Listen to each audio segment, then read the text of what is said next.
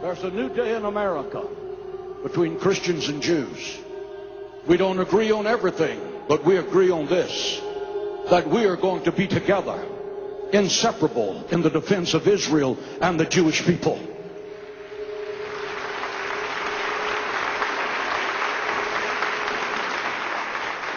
We have millions of people in the infrastructure. We have over 22,000 spiritual leaders, and some of those spiritual leaders have 1 million or 1.5 million names on their mailing list. We have the major radio, television ministries in America supporting what we're doing, because every evangelical believes the Bible, and the Bible has a clear mandate to be supportive of the state of Israel.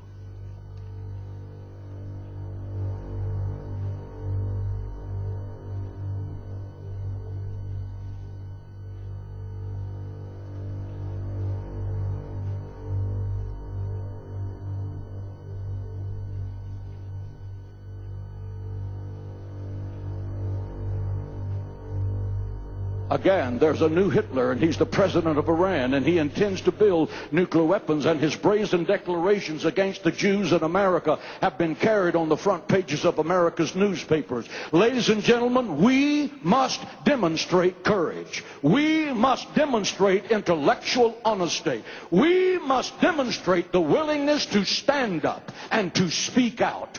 We must act now to stop Iran before the maniacal dream of exterminating the Jewish people becomes a nuclear holocaust. And I am hopeful that the American government will have the courage to help Israel in its day of adversity against tyrants.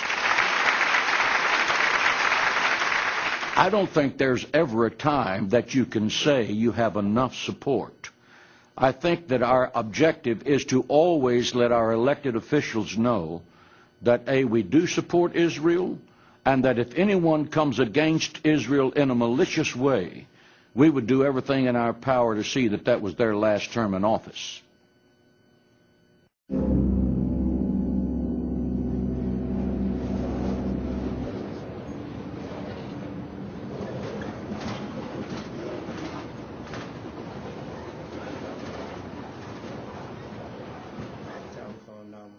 For those guys that were on the campaign with me during the 2002 election. And I want to get a copy of your tape of those commercials that had run. Give me a call. I'm in office 326-8844. Thank you. What AIPAC did, some members of the United States Congress, rather, they put in resolutions condemning Libya. And they just kept them in the resolutions with Syria and with Iran and with Iraq. They kept putting them in that in resolution and kept pushing for all kinds of sanctions, all kinds of action against them. And of course, I voted against the resolution, and others started voting against it. And I think what later I found out what really made them angry, other members of Congress came to me and wanted to know what was happening, and I was telling them, we're trying to negotiate. So what happened? I was looking at CNN.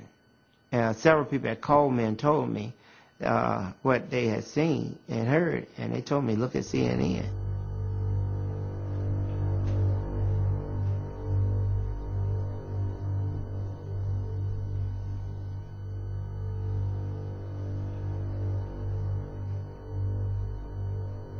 And they flooded the radio and TV with commercials. Those commercials, and you have to understand the mode that the country was in. We had just gone through 9/11, and most Americans didn't know Hussein from Gaddafi or Gaddafi from bin Laden. They didn't know the difference. They all saw them as the same. And the commercial, many commercials, put me with them, saying I supported them. Support and finance international terror network. It had image of the airplanes flying into the World Trade Center. I tell you, I was dropping rapidly in the polls. We had continued polling. I was dropping rapidly in the polling. I tell you, you have to admit it was well planned and they executed it. Afterthought, they said, my goodness, they had it together. I lost the election.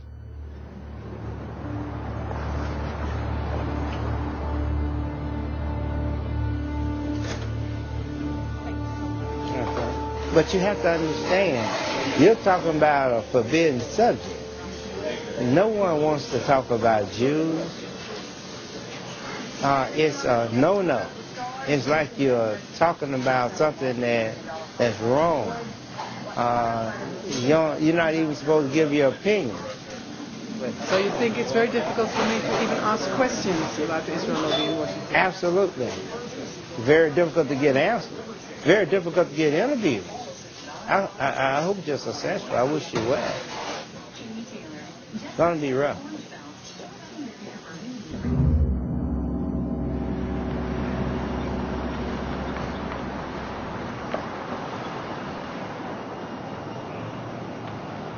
There is an enormous, very, very powerful machine out there that notes immediately when someone takes anti-Israel positions and moves out on the attack.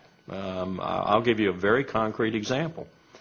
I had mentioned the Mearsheimer-Walt study once in a seminar at one of the universities where I teach, and within 48 hours I had an email from Alan Dershowitz.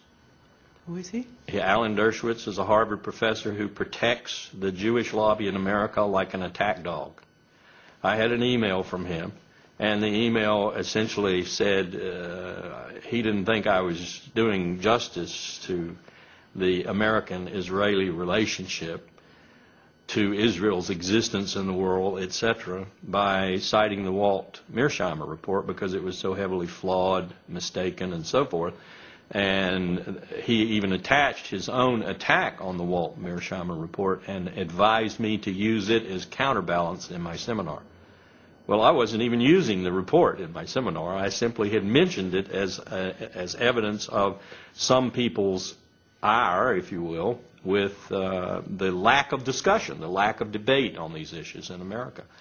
And within 48 hours, I had one of the attack dogs for the Jewish lobby coming after me. But how could he know this? There are people all over America, on campuses all across America, who are set up to do just what he did, to protect the interest of Jewish Americans and particularly the interest of Israel in America.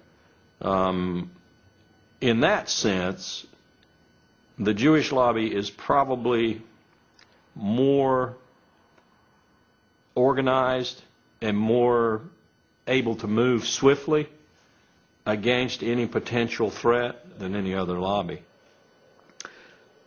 I was invited this autumn to speak at an organization called 2020, and we agreed on my subject, U.S. foreign policy and the Middle East and the Israel lobby, because this was a big issue in the newspapers at the time. And I heard nothing until about a week before my talk.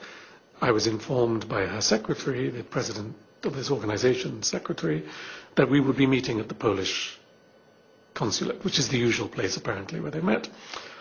And then the next week, 2 hours before I was supposed to talk, I had a telephone call from the organization's leader, terribly upset, saying the Polish consul general had cancelled the talk there at the consulate because of telephone calls he had received from the American Jewish Committee and the Anti-Defamation League.